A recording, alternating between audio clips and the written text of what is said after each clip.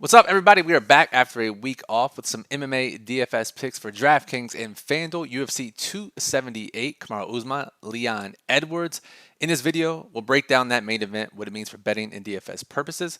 We'll talk about no newcomers, but we'll talk about all these fighters who have just a couple of fights under their belt and what we can expect from them on Saturday's card. A fight you want to target for DFS, you don't want to miss it. Some prize picks plays, you see the promo banner up there with a 100% deposit match bonus, and our stream parlay of the week. Welcome, I'm Brian Jester, co-founder at Occupy Fantasy, and I'm joined by Jake the Snake, owner of MMADFS.com. Jake, what's up, dude?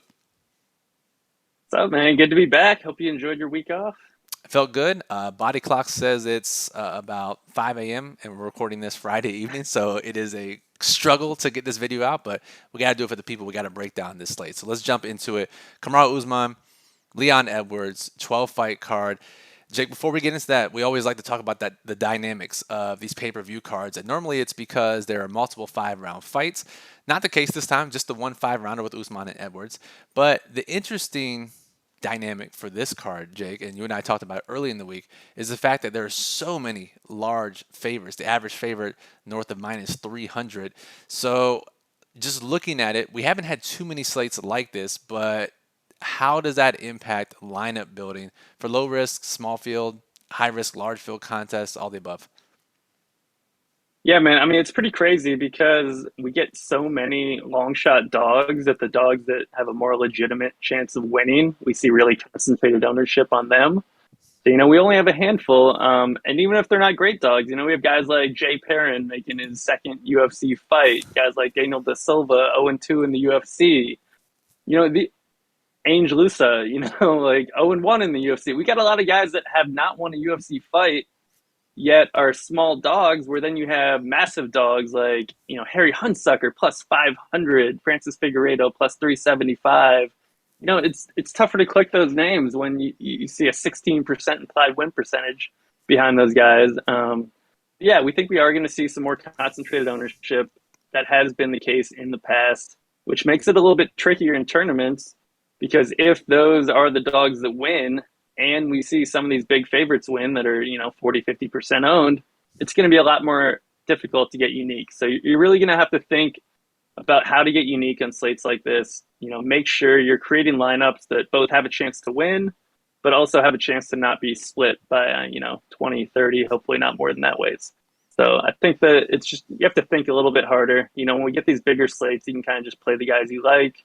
You don't have to worry as much about duplication. Once you get down to a 12-fight card, you really have to think about it and make sure you're building lineups the right way.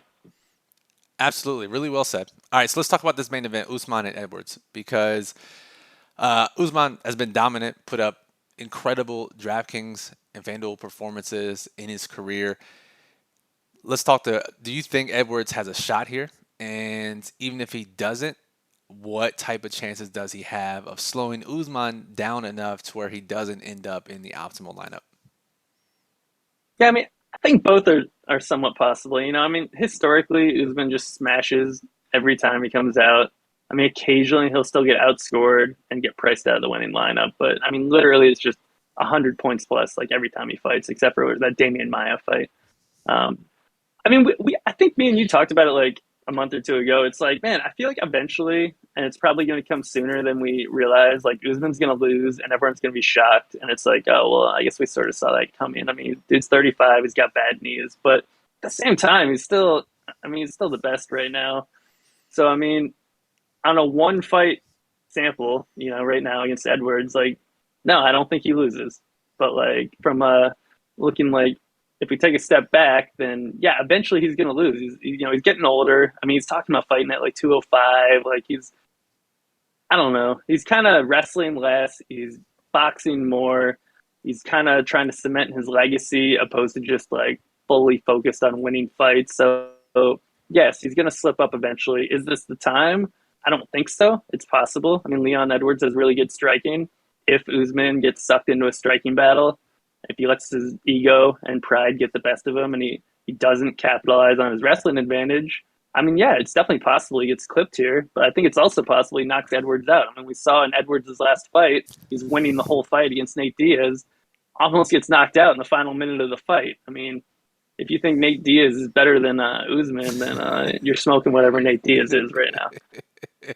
Yeah, man, that's fair. And the age thing and the knees and the forward talking fighting at 205 is all interesting to think about. And like you said, you want to be ahead of the curve when guys fall off that cliff. And a lot of times it's difficult. And for those of you who are football fans out there, we talk about running backs when they fall off the cliff, right? And the same thing happens in UFC. And fortunately, from a DFS perspective, you're able to do that if you're playing multiple lineups because you can play GPPs and take advantage of those spots and not risk too much. Whereas if you're betting and you're betting against Usman every single time and just looking for that loss, then it becomes a lot more difficult to capitalize on that ROI. So I will say one thing, with especially as we focused on small field contests over the last couple of years, Edwards is still a great play in small field contests because this is pretty likely to go 5 rounds. And even if he scores 30, 40 points at his price tag, you can win small field GPPs with that kind of performance. I think that makes a lot of sense, especially on a slate where we're struggling to find dogs. If we see like there's a really realistic chance that only a couple dogs win.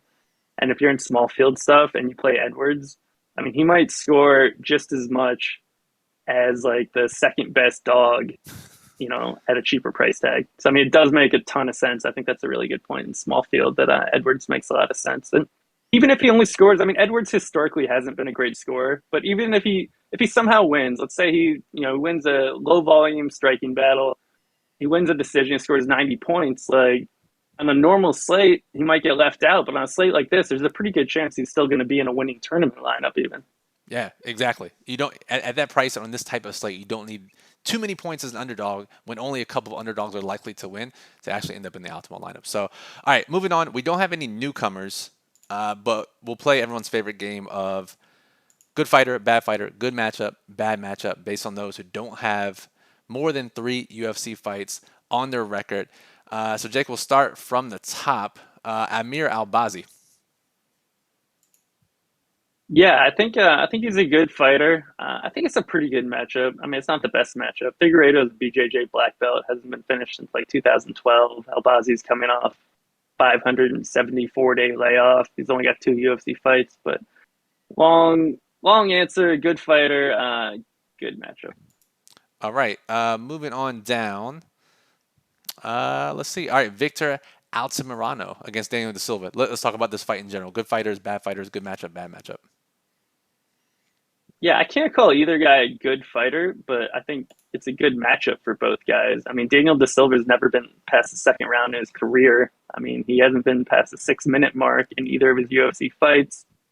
So, I mean, you basically always want to target both sides of his fights. I mean, the guy is just a round one or bust machine, and he's super fragile. So, even if we don't think Alto Murano here is a great finisher, super dangerous, De Silva just falls apart. So, De Silva's a finish or get finished type of guy. So, you just by default we have to we have to like both guys. We have to like the matchup for both of them. I think that's fair.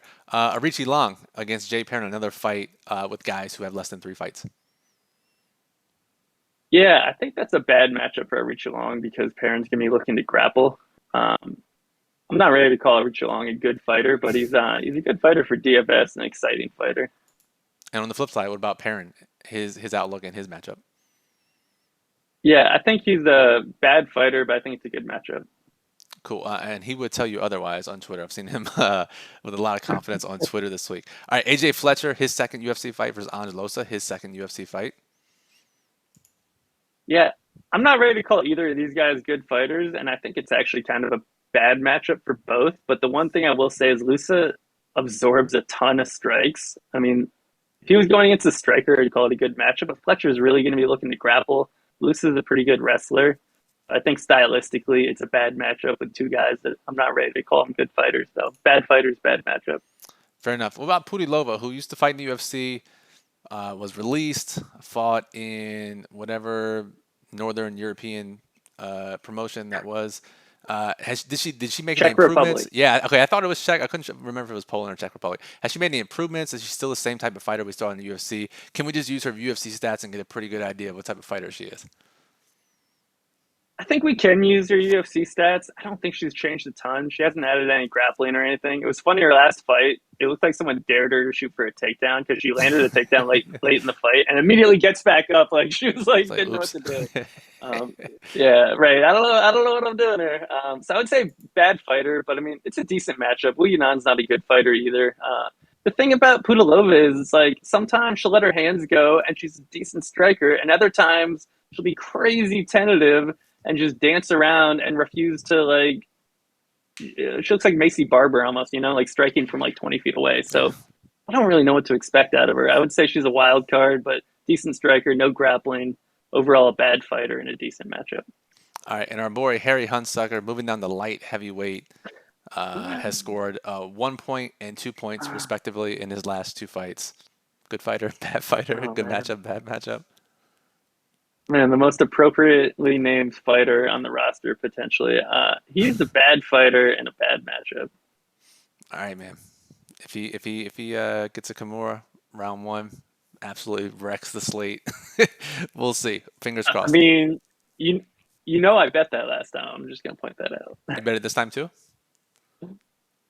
I bet fight ends in submission this time to cover either guy getting a There you Kimura. All right, there you go. All right, let's move on. Let's talk about Prize Picks. Again, you see the promo code, use code OCCUPY, links in the description below. Get a 100% deposit match bonus up to 100 free bucks.